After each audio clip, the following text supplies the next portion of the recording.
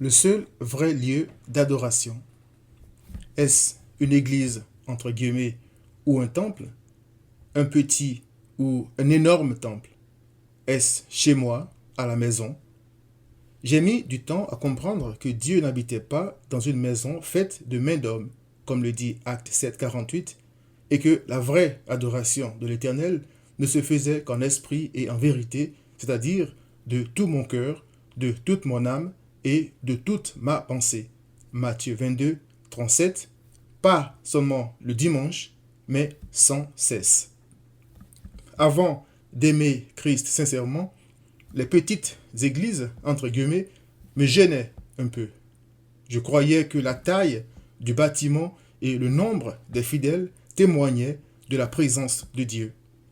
Le Seigneur m'a appris que le seul vrai temple dans lequel il prend plaisir à habiter, c'est moi. Je m'explique. Au cours de sa conversation avec la femme samaritaine, Jean chapitre 4, Christ a dit: l'heure vient, et elle est déjà venue, où les vrais adorateurs adoreront le Père en esprit et en vérité, car ce sont là les adorateurs que le Père demande. Dieu est esprit, et il faut que ceux qui l'adorent en esprit et en vérité. Jean 4, 23 à 24. L'apôtre Paul m'explique cela quand il demande à des croyants: ne savez-vous pas que vous êtes le temple de Dieu et que l'Esprit de Dieu habite en vous? 1 Corinthiens 3, verset 16. Christ avait promis à ses disciples que son esprit, l'esprit de vérité, serait en eux. Il leur avait dit: vous le connaissez, car il demeure avec vous et il sera en vous. Jean 14, verset 17. Christ leur a aussi dit: si quelqu'un m'aime, il gardera ma parole et mon Père l'aimera.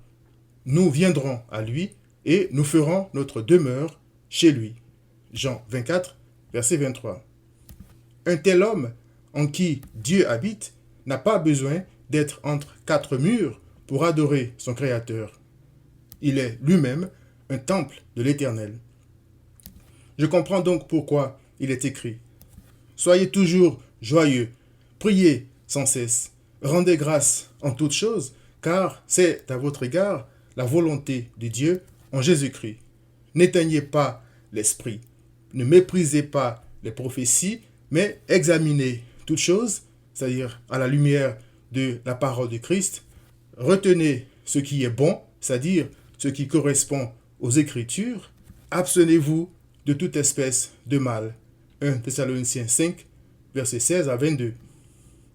Je comprends aussi pourquoi le roi David parlait parfois de lui-même en se référant au tabernacle dans lequel de l'encens devait brûler sans cesse comme symbole de la prière.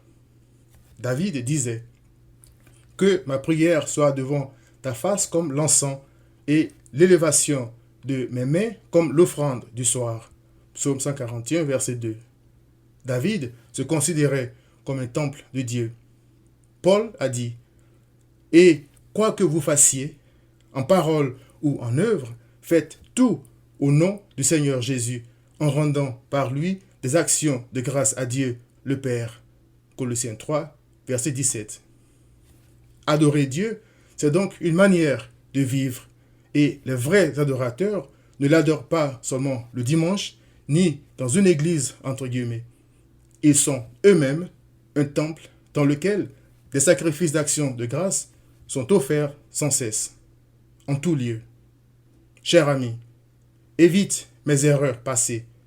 Sers Christ dans ton cœur à tout moment. Repens-toi. Viens à Christ.